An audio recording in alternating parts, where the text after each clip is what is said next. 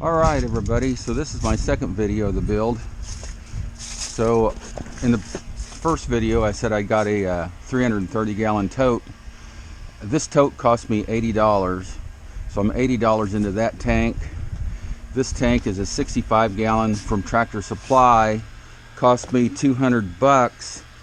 I could find some online for about 179, but they wanted about the same amount to ship it. What I didn't want was an outlet already installed, since this is going to be my bleach tank, and the only ones I could find online without being tapped already was going to cost me $350, $400 just to get it here. So I decided that even though I'm going to pull from the top, I'll put a plug here and I'll just keep a watchful eye on that to make sure it doesn't that seal inside doesn't rot and start leaking. So I'm going to try to catch that early. But you know, I didn't want to pay $450, $400 for a tank to be shipped without that outlet, so I'm going to deal with that. The other thing is, kind of caught here, I was concerned about my soap tanks, and it seemed like 10 gallons or so was about the minimum. I saw some people with 5 gallons. I don't know how much soap I'm going to use, so I bought these on Amazon for $17.50 a piece, shipped, free shipping. So I figure I'd have 2 for soap and 1 for something like Agent Halt and 1 for heavy duty degreaser. I've got room for several more on this trailer, so that's how I'm going to do it. I believe I'm going to tap right here and just drop tubes down in here. If I end up using 2 soaps, I'm just going to bring these into a Y, a 3-way, and then that way I can quickly switch. You know, if I need 10 gallons or if I run dry, I can, you know, tap into the next jug of just soap, surfactant. Another thing I got, something I don't think I mentioned on the last video, but this tote here came with a cam lock already on it, and I think a lot of them do, and it looks like it's got provisions for 2-inch threads, but there's not much threads there, so I think that's, you know, like a temporary hookup. So while I was at Tractor Supply, I bought this. I think the brand is a Gator Lock, and it's a 2-inch cam lock. I didn't know if all cam locks were the same, but they probably are, because I just bought this off the shelf. This was $13 at Tractor Supply, and it fits on here just fine.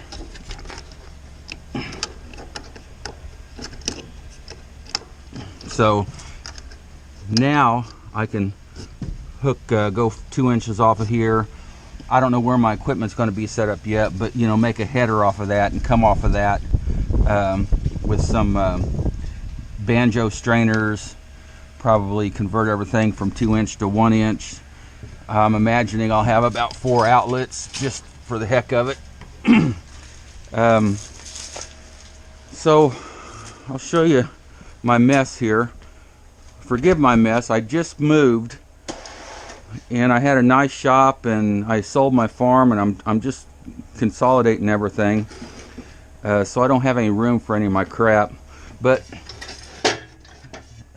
I bought all this stuff from Russ Johnson.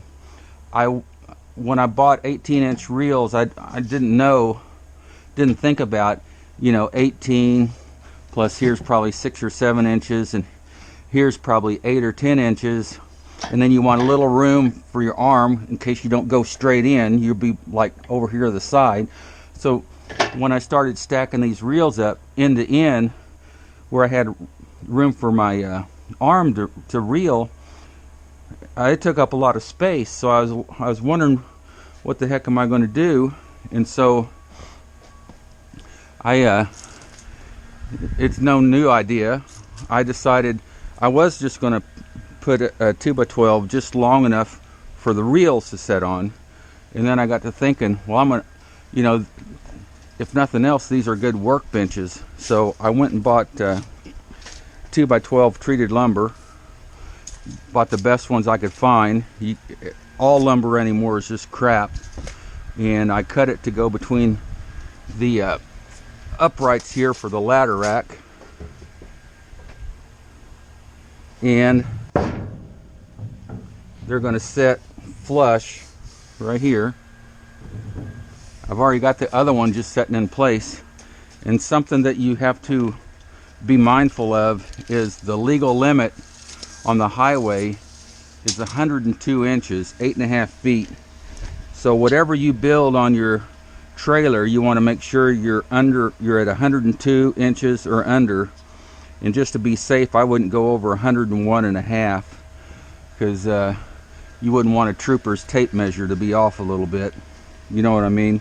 So I'm at 99.5. I'm good to go. So I'm planning on using these lags, or these aren't lags, these are carriage bolts. Carriage bolts has this crowned head on it. So I'm going to put those through right here, all along here, probably every 2 or 3 feet. And then I'm going to, well, right here is an easy place. I can come off of here for a brace. So I'd only need one brace there. It's actually setting on the fender right there. And then another brace probably bolted in here and up under here. I think I'll probably do that out of some 1/4 inch aluminum. I got some, I don't know if I got enough of it, and then maybe one right in here. But this gives us a good work surface. Okay, for all you guys with a keen eye, I had been setting up over there and just was going to mirror the image over here because it was easier to walk to and from the my garage. But I'm going to go ahead and put them on this side here, since I'm going to be close to mounting them. So you see what I mean? They're huge. I didn't know they were going to be that big, actually. I mean, I know how big 18 inches is, but when you consider the overall, which I did not, they take up a lot of room. I can see why people stack them, but I don't want to be reaching up here to do anything, and that's why I'm putting everything on a trailer, so everything's right here, so I can work on it. Everything's right here, so I can see it. I don't want to climb up over my truck bed and reach down into a small cavity to find a leak or something. I just want to see everything. Now I may regret that in the future, but right now that's my plan. I'm going to stick with it. So I'm thinking my pressure washer is going to go back here. That way I have only like a foot, maybe 2 feet to feed my my pump. And then so this would be my pressure reel. Give it some clearance right here for the whip. So right here, and this is what I'm talking about. You see, if you try to squeeze, if you don't have much room and you're trying to squeeze everything in, and you have your swivel and your handle close, you have to stand directly in front here to wind. And even though you could knock these sharp edges off, I mean, I can see myself getting in a hurry. Your skin's all wet and noodly, and you just rake across there and cut yourself. So I got plenty of room. So that's why, if I'm standing here, I'm just picturing myself standing here, reeling like this. So my arm is at an angle. See how close I'm getting right here? So this would be about the minimum length apart. Any closer I could snag my arm. And being 60, your skin does thin out, and it doesn't take much to cut yourself.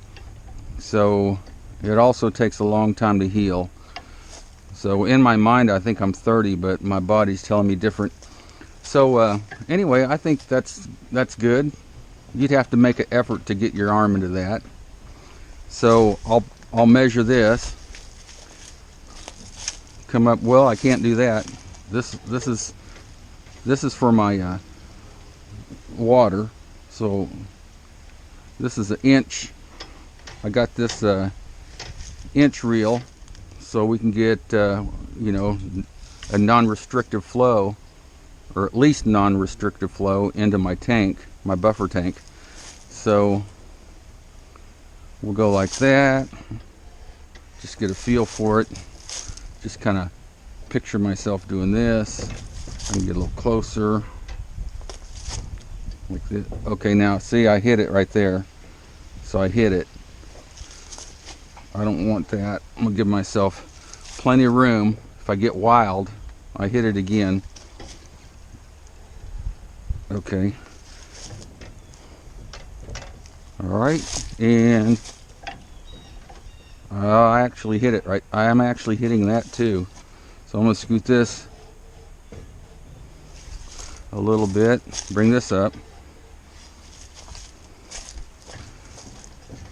So if I tried to scrunch everything, or I had a small trailer, you're in here like you're in a little closet trying to reel this up, or I would assume you're putting the hose between your leg to come up through here. I don't know, but right now I got plenty of room.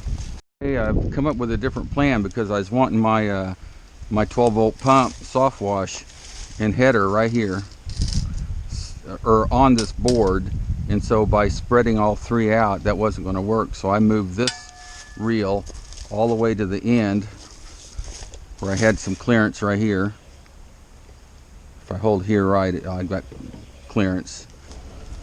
So this leaves me, well, you know, this is just going to be a whip line, so this leaves me from here to here 35 inches by 12 to put my 12-volt pump on. So I'm gonna go get it and set it up here. Okay, so I bought a Delavan 7 gallon per minute.